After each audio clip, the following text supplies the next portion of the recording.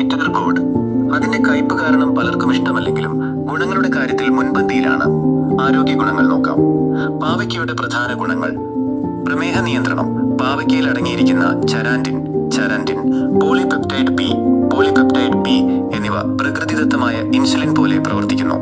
ഇത് രക്തത്തിലെ പഞ്ചസാരയുടെ അളവ് കുറയ്ക്കാൻ സഹായിക്കും. രോഗപ്രതിരോധ ശേഷി. വിറ്റാമിൻ സി ധാരാളമായി അടങ്ങിയിട്ടുള്ളതിനാൽ ശരീരത്തിന്റെ രോഗപ്രതിരോധ ശേഷി വർദ്ധിപ്പിക്കാനും അണുബാധകളെ തടയാനും ഇത് സഹായിക്കുന്നു. കരളിന്റെ ആരോഗ്യം.